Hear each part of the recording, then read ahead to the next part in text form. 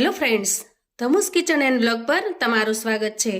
મિત્રો, શું તમે ક્યારેય શેકેલા ચણામાં એક વાટકી ખાંડ નાખી અને કોઈ રેસિપી બનાવી છે? અને જો ન બનાવી હોય તો આજે હું તમારી સાથે આ યુનિક રેસિપી શેર કરું છું।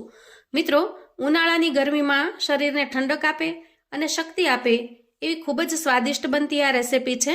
તો ચાલો ઝડપથી બનાવવાનું શરૂ કરીએ। તો રેસિપી બનાવવા માટે સૌથી પહેલાં આપણે અહીંયા આવા શેકેલા ચણા લઈશું, જે ફોફાવાળા હોય છે અને બજારમાં આપણને આસાનીથી મળી જાય છે।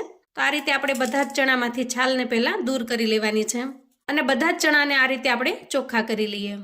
આ રીતે આપણે ઉપરના ફોફા કાઢી અને ચણાને એકદમ ચોખ્ખા કરી લીધા છે। તો અહીંયા ચણા ખારા ચણા પણ આવે છે અને મોળા ચણા પણ આવે છે। મેં અહીંયા મોળા ચણાનો ઉપયોગ કર્યો છે। આપણે જે રેસિપી બનાવીએ છીએ એમાં મોળા ચણાની જરૂર પડે છે, પણ જો તમારી પાસે મોળા ચણા અવેલેબલ ન હોય અને ખારા ચણા હોય તો એને કપડાથી થોડા લૂછી લેવાના, જેથી કરીને એના ઉપરનું મીઠું કે હળદર જે હોય એ દૂર થઈ જાય। તો અહીંયા મેજરમેન્ટથી જોઈએ તો 1 કપ જેટલા આપણે અહીંયા ચણા લીધા છે અને એ જ કપના માપને સેટ કરી અને અહીંયા મેં અડધી વાટકી જેટલી ખાંડ લીધી છે। તો સૌથી પહેલાં ખાંડને આપણે મિક્સર જારની અંદર નાખીશું અને ઢાંકણ ઢાંકી એકદમ સરસ પાવડર બનાવી લઈએ। તો અહીંયા જુઓ, ખાંડને પીસી અને આપણે એકદમ બારીક પાવડર બનાવી લીધો છે। અહીંયા તમે જોઈ શકો છો, એકદમ ઝીણો અને બારીક પાવડર બની ગયો છે। હવે તૈયાર કરેલા ખાંડના પાવડરને આપણે એક મિક્સિંગ બાઉલમાં નાખી દઈએ। હવે આપણે આ મિક્સર જારની અંદર તૈયાર કરેલા ચણા ઉમેરી દઈએ। તો અહીંયા મેજરમેન્ટ પ્રમાણે જોઈએ તો 1 કપ ચણા લીધા છે અને એના સામે અડધો કપ જેટલી મેં ખાંડ લીધી છે। હવે આ ચણાની અંદર હું 2 આખી એલચી એડ કરી દઉં છું અને પછી ઢાંકણ ઢાંકી એકદમ સરસ ફાઇન પાવડર બનાવી લઈએ। જુઓ, ચણાનો એકદમ સરસ પાવડર થઈ ગયો છે। જુઓ, એકદમ સરસ ફાઇન પાવડર બનીને તૈયાર થઈ ગયો છે। તો આપણે આને એક વખત ચાળી લેવાનો છે। તો આ રીતે ચાળી લેવાથી શું થશે કે એના અંદર કોઈ આખા ચણા કે અડધા ભાંગેલા કોઈ કટકા રહી ગયા હશે તો એ આરામથી નીકળી જશે।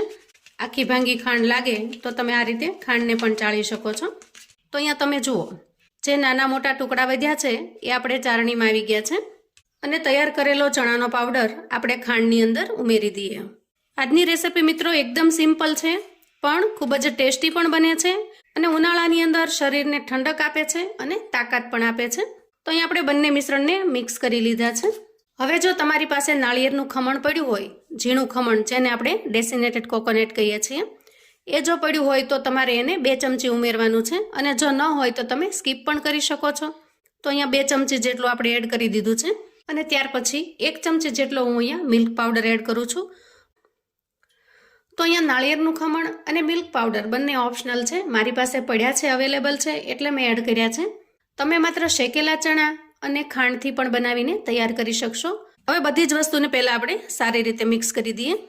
હવે આપણે અહીંયા થોડું દૂધ લઈશું, જે ગરમ કરી અને ફ્રીજની અંદર મેં રાખેલું છે, જે રૂટીનમાં આપણે ઉપયોગમાં લેતા હોઈએ છીએ।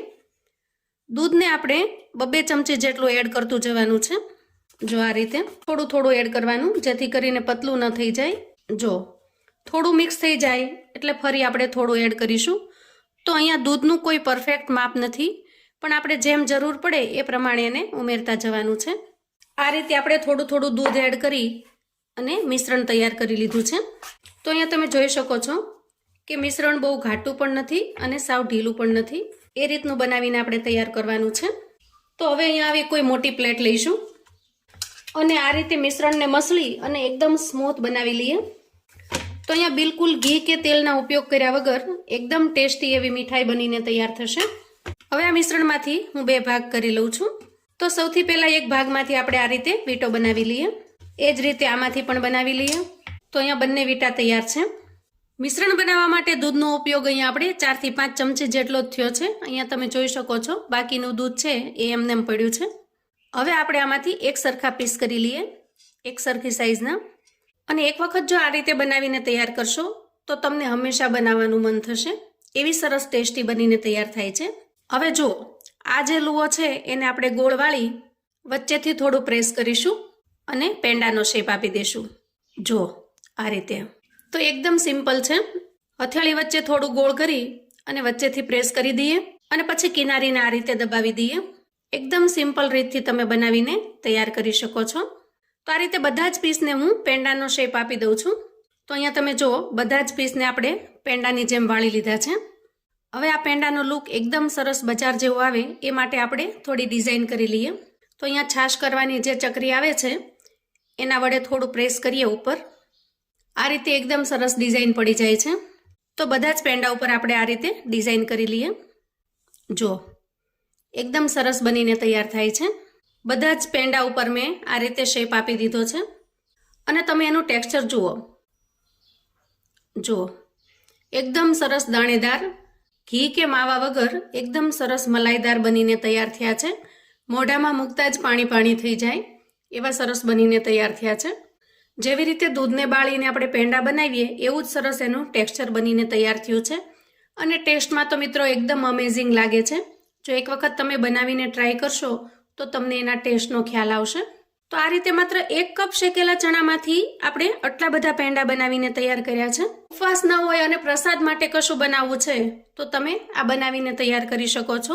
માત્ર ખાંડ અને શેકેલા ચણાથી એકદમ ટેસ્ટી બનીને તૈયાર થશે. નહીં ઘી કે નહીં માવો વાપરવાનો કે દૂધ બાળવાની પણ બિલકુલ ઝંઝટ નહીં.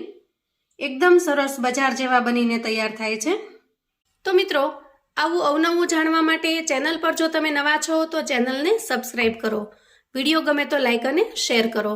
તમારા સગા સંબંધી મિત્રોને આવા સરસ મજાના પેંડા બનાવવાની રેસિપી ચોક્કસથી મોકલી આપજો, જેથી એ લોકો પણ શેકેલા ચણામાંથી ઇન્સ્ટન્ટ પેંડા બનાવીને તૈયાર કરી શકે, એન્જોય કરી શકે અને એના પરિવારને પીરસી શકે. કોમેન્ટમાં મને ચોક્કસથી જણાવજો મિત્રો કે આજની આ ચણામાંથી પેંડા બનાવવાની રેસિપી તમને કેવી લાગી છે. તો ફરી મળીએ એક નવી રેસિપી સાથે. ત્યાં સુધી આવજો મિત્રો.